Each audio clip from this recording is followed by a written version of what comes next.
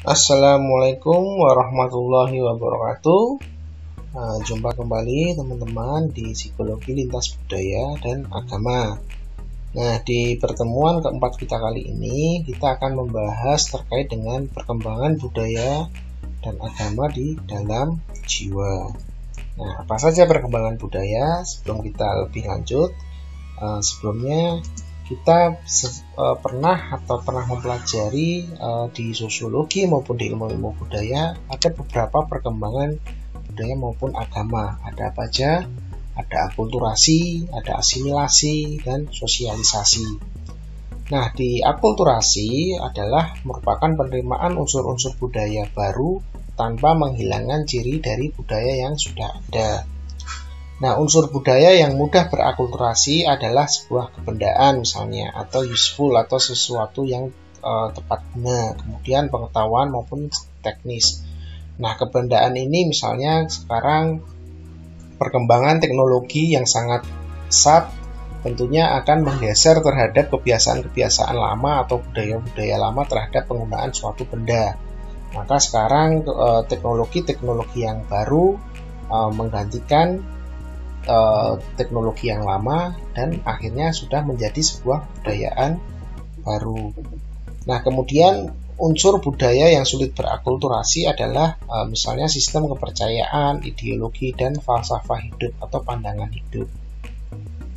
Mengapa di sistem kepercayaan sulit untuk berakulturasi? Karena kepercayaan ini sudah tertanam sangat kuat. Kaitannya bagaimana ketika kita sejak kecil kita diajarkan, sejak kecil kita ditanamkan, kemudian kita juga di mana tempat tinggal kita secara tidak langsung sudah mempengaruhi kita dari sejak kecil, maka kepercayaan dan ideologi ini tidak mudah untuk berakulturasi dengan adanya sesuatu yang baru.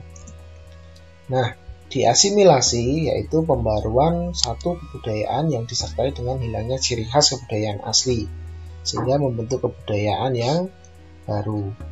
Nah, di Danajaya asimilasi itu ada dua, yaitu asimilasi tuntas satu arah dan asimilasi tuntas dua arah.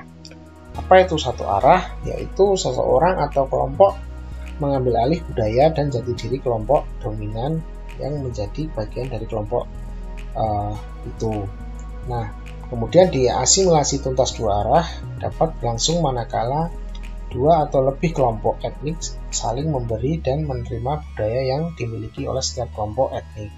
Nah, di dua arah ini contohnya misalnya adanya pernikahan dua etnis atau dua ras, di mana keduanya sama-sama saling menerima budaya satu dengan yang lainnya, maka dia akan melebur menjadi satu, kemudian tetapi dia akan memberikan corak tersendiri pada etnik masing-masing. Nah, sedangkan di asimilasi tuntas satu arah, di mana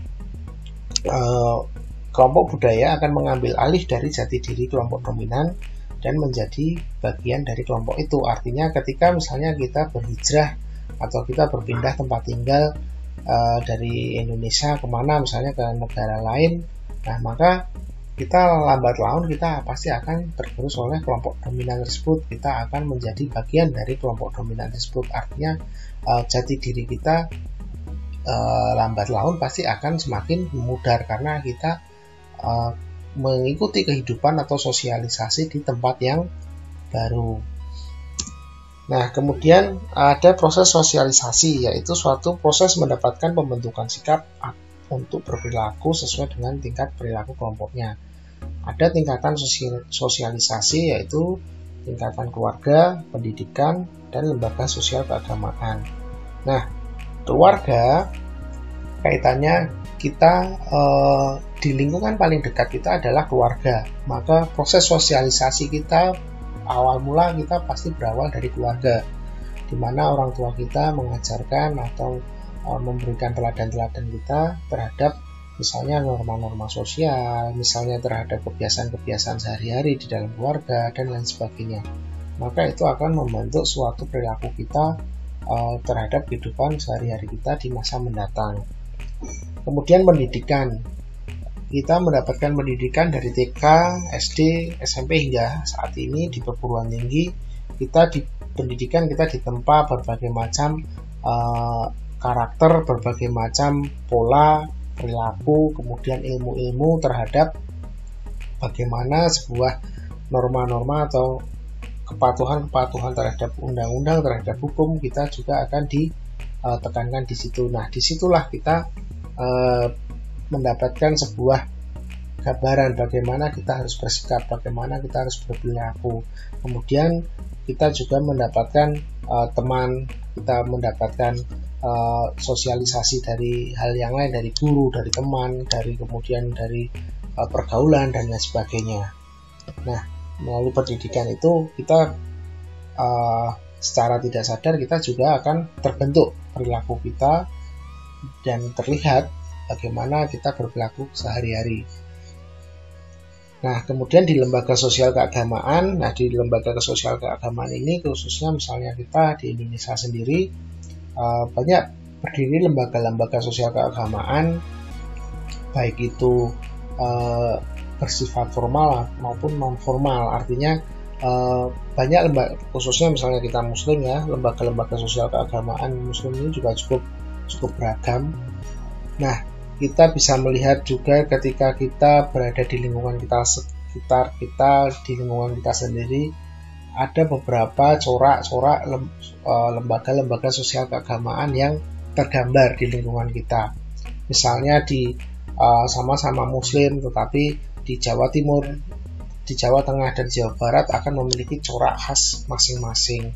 Kaitannya apa? Kaitannya bagaimana lembaga sosial keagamaan di daerah setempat itu dia membentuk sebuah ideologi atau perilaku bagi masyarakat sekitar. Nah, kemudian ada konsep pewarisan budaya dalam jiwa.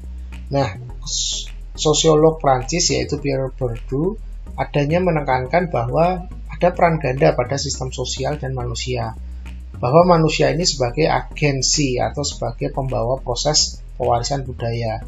Manusia pindah dari satu tempat ke tempat lain pasti akan membawa sebuah ciri khas, akan membawa sebuah identitas masing-masing. Maka itulah sebagai membawa pewaris budaya. Ketika zaman penjajahan dahulu, ketika bangsa Indonesia dijajah oleh Belanda maupun Portugis, pasti ada budaya-budaya yang dibawa oleh mereka.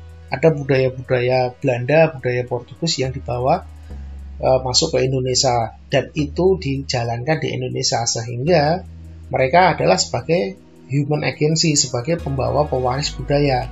Atau hal yang lain, misalnya ketika kita berangkat umroh misalnya, kita sebagai bangsa Indonesia kita berangkat ke Arab Saudi, ada hal-hal atau budaya atau ciri khas kita yang dibawa di sana. Maka orang-orang sana akan lambat laun akan hafal, oh ciri khas orang Indonesia itu seperti ini, oh budayanya seperti ini. Maka karena kita adalah sebagai pewaris budaya. Atau kalau kalian di dalam kelas ada yang dari Sumatera, ada yang dari Jawa, ada yang dari Sulawesi, pasti juga memiliki ciri-ciri sendiri minimal dalam logat bahasa. Nah, maka kalianlah bisa dikatakan sebagai human agency atau pembawa pewaris budaya itu ke tempat kemana kalian berada.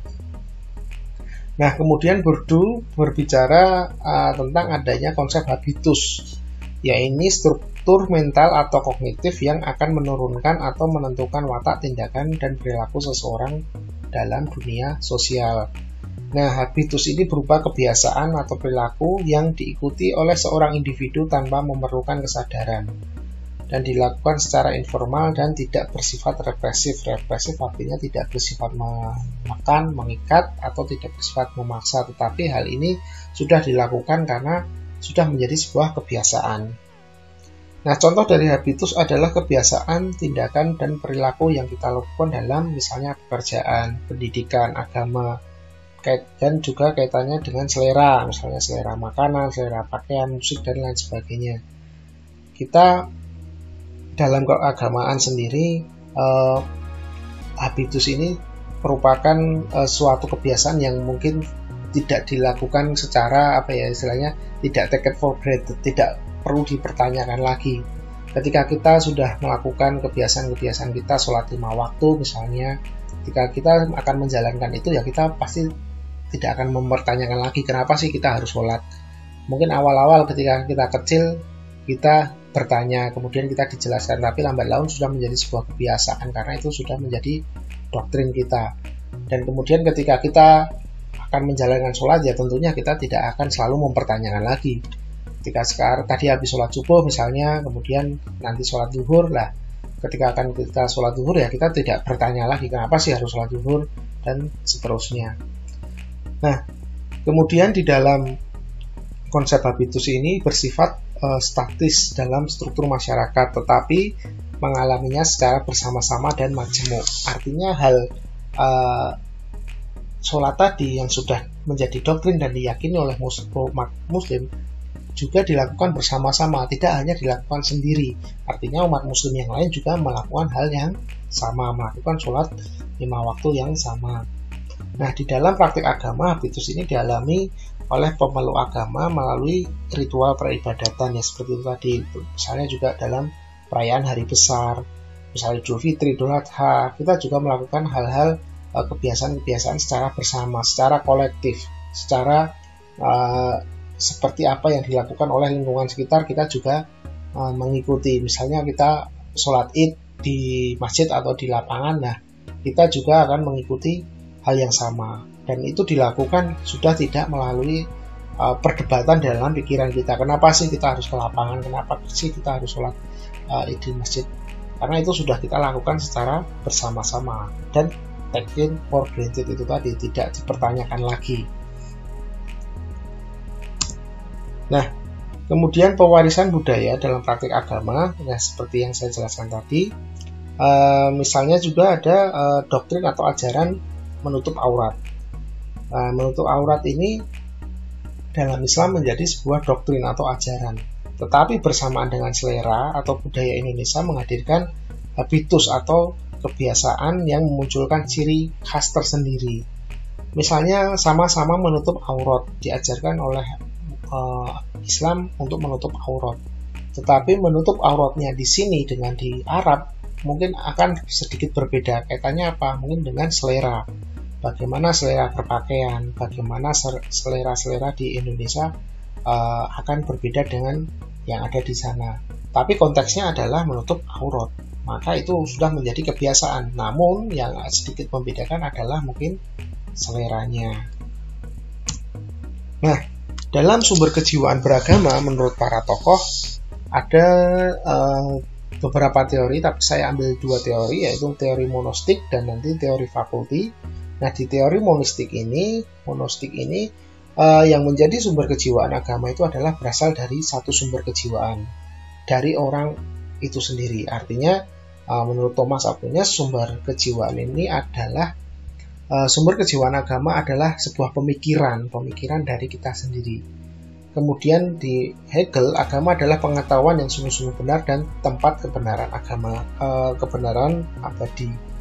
Dan sumber dari keagamaan itu adalah rasa ketergantungan yang mutlak. Artinya dari pemikiran sendiri itu maka memunculkan sebuah rasa ketergantungan yang mutlak, sense of dependence. Itu dari teori monistik.